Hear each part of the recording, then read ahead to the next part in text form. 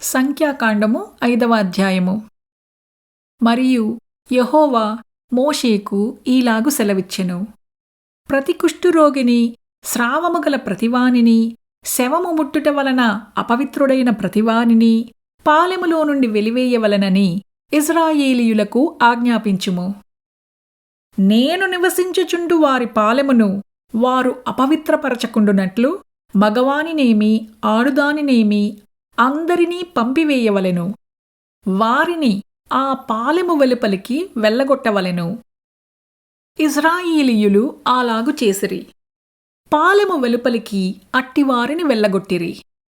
యెహోవా మోషేకు ఆజ్ఞాపించినట్లు ఇశ్రాయేలీయులు చేసిరి. మరియు యెహోవా మోషేకు ఈలాగు సెలవిచ్చెను. నీవు ఇశ్రాయేలీయులతో, పురుషుడు గాని స్త్రీ కాని యెహోవా మీద తిరగబడి మనుష్యులు చేయు పాపములలో దేనినైనను చేసి అపరాధులగునప్పుడు వారు తాము చేసిన పాపమును ఒప్పుకొనవలెను. మరియు వారు తమ అపరాధము వలన నష్టమును సరిగా నిచ్చుకొని దానిలో 5వ వంతు దానితో కలిపి ఎవనికి విరోధముగా ఆ అపరాధము చేసిరో వానికిచ్చుకునవలెను. ఆ అపరాధ నష్టమును తీసుకొనుటకు ఆ మనుష్యునికి రక్త సంబంధి లేని ఎడల యెహోవాకు చెల్లింపవలసిన అపరాధ నష్టమును యాజకుడు వాని నిమిత్తము ప్రాయశ్చిత్తము చేయుటకై అర్పించిన ప్రాయశ్చిత్తార్థమైన పొట్టేలును యాజకుని వగును. ఇశ్రాయేలీయులు యాజకునికి తెచ్చు ప్రతిష్ఠితమైన వాటన్నిటిలో ప్రతిష్ఠింపబడిన ప్రతి వస్తువు యాజకునిదగును. ఎవడైనను ప్రతిష్ఠించినవి అతని వగును. ఎవడైనను యాజకునికి ఏమైనను ఇచ్చిన ఎడల అది అతనిదగును అని చెప్పుము. యెహోవా మోషేకు ఈలాగు సెలవిచ్చెను. నీవు ఇశ్రాయేలీయులతో ఇట్లనుము. ఒకని భార్య త్రోవ త్రప్పి వానికి ద్రోహము చేసిన ఎడల, అనగా వేరొకడు ఆమెతో వీర్యస్ఖలనముగా శయనించిన ఎడల, ఆమె భర్తకు ఆ సంగతి తెలియబడక వాని కన్నులకు మరుగొయ్యుండి ఆమె అపవిత్రపరచబడినదనుటకు సాక్ష్యము లేకపోయినను, ఆమె పట్టుబడకపోయినను, వాని మనస్సులో రోషము పుట్టి అపవిత్రపరచబడిన తన భార్య మీద కోపపడిన ఎడల, లేక వాని మనస్సులో రోషము పుట్టి అపవిత్రపరచబడని తన భార్య మీద కోపపడిన ఎడల, ఆ పురుషుడు యాజకుని యొద్దకు తన భార్యను తీసుకుని వచ్చి ఆమె విషయము తూమెడు యవలపిండిలో 10వ వంతును తేవలెను. వాడు దానిమీద తైలము పోయకూడదు, దానిమీద సాంబ్రాణి వేయకూడదు. ఏలయనగా అది రోష విషయమైన నైవేద్యము, అనగా దోషమును జ్ఞాపకము చెయ్యుటకై జ్ఞాపకార్థమైన నైవేద్యము. అప్పుడు యాజకుడు ఆమెను దగ్గరకు తీసుకుని వచ్చి యెహోవా సన్నిధిని ఆమెను నిలువబెట్టవలెను. తరువాత యాజకుడు మంటి కుండతో పరిశుద్ధమైన నీళ్లు తీసుకొనవలెను. మరియు యాజకుడు మందిరములో నేలనున్న ధూళి కొంచెము తీసుకొని ఆ నీళ్లలో వేయవలెను. తరువాత యాజకుడు యెహోవా సన్నిధిని ఆ స్త్రీని నిలువబెట్టి ఆ స్త్రీ తల ముసుకును తీసి రోష విషయమైన నైవేద్యమును, అనగా ఆ జ్ఞాపకార్థమైన నైవేద్యమును ఆమె చేతులలో ఉంచవలెను.